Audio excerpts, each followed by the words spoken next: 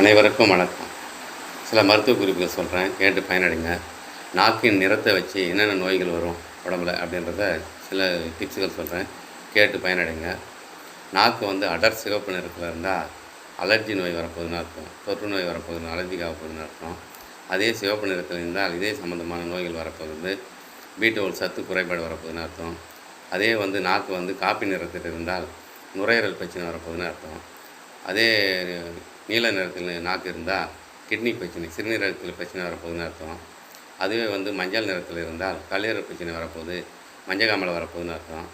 அதுவே சாம்பல் நிறத்தில் இருக்கும் நாக்கு, சாம்பல் நிறத்துலனா செரிமான பிரச்சனை வரப்போகுது, மூல நோய் வரப்போகுதுன்னு அர்த்தம். அதே நாக்கு வெள்ளை நிறத்தில் இருக்கும், வெண்மையாக இருக்கும், இது அனிமிக் பிரச்சனை, இரத்த குறைபாடாக இருக்கும், நோய் எதிர்ப்பு சக்தி கம்மியாக இருக்கும். இதனுடைய தாக்கம் தெரிஞ்சுக்கலாம், நாக்கில் என்னென்ன நோய் வருது இந்த நிறம் இருந்தால். அதே போல் நம்ம தேன், நல்ல தேனாக கெட்ட தேனான்னு கண்டுபிடிக்க தேன் வாங்குவாங்க சில பேர். அது நல்ல தேனாக கெட்ட தேனான்னு கண்டுபிடிக்கணும்னா விலையில் சில பேர் விற்றுட்டு வருவாங்க.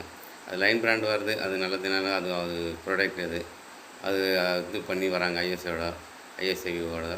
இது விலையில் விற்றுன்னு வருவாங்க. நல்ல தேனான்றது கண்டுபிடிக்கிறதுக்கு ஒரு சின்ன டிப்ஸு. ஒரு கண்ணாடி டம்ளர் எடுத்துக்கங்க, அதில் ஒரு டம்ளர் தண்ணி ஊற்றிடுங்க, ஒரு ஸ்பூன் தேனை அதில் போடுங்க. நல்ல தேனாக இருந்தால் கீழே போய் செட்டில் ஆகிடும். கலப்பட தேனாக இருந்தால் தண்ணியில் கலந்துடும், தண்ணி நிறம் மாறிடும். அதே போல் நம்ம வாழைப்பழம் இயற்கையாக பழுக்குதை நான் கண்டுபிடிக்கிறதுக்காக ஸ்ப்ரே அடித்து பழுக்க வைக்கிறாங்க சீக்கிரம், அது உடலுக்கு கெடுதல். அந்த வாழைப்பழத்தை எப்படி கண்டுபிடிக்கிறதுனா, வாழைப்பழத்தை வாங்குங்க, வாழைப்பழம் மட்டும் மஞ்சள் நிறமாக இருக்கும், அதனுடைய காம்பு எப்பயுமே பச்சை நிறமாக இருக்கும். அது இயற்கையாக பழுத்துது. காம்பும் மஞ்சள் நிறமாக இருந்து பழமும் மஞ்சள் நிறமாக இருந்துச்சுன்னா அது ஸ்ப்ரே அடித்து கெமிக்கல் அடித்து பழுக்க வச்சுக்கிறாங்க, உடம்புக்கு கெடுதல்னு அர்த்தம்.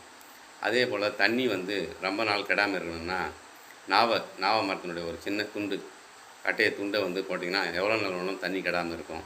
நீங்கள் நீர் தொட்டிகள் வச்சுருந்தாலும் சரி, மற்ற ஏதாவது தண்ணி வச்சுருந்தாலும் சரி, ஒரு துண்டு கட் பண்ணி போட்டிங்கன்னா தண்ணி கெடாமல் இருக்கும். அதே போல் குழந்தைங்க ஸ்கூலுக்கு தண்ணி எடுத்து போவாங்க, அவங்களுக்கு பெரிய நெல்லிக்காய், ஒரு நெல்லிக்காய் பாதியாக போடுங்க, 4 துண்டாக கூட போட்டு 2 துண்டை போட்டு ஒரு பாட்டிலில் தண்ணியில் அனுப்புங்க. தண்ணி கெடாமல் இருக்கும், குழந்தைக்கு எனர்ஜியாக இருக்கும், டேஸ்ட்டாகவும் இருக்கும், குடிக்க நல்ல டேஸ்ட்டாக இருக்கும், எனர்ஜியாக இருக்கும் குழந்தைங்களுக்கு. அது ஒரு டிப்ஸு, அதையும் பயன்படுத்தி பாருங்கள்.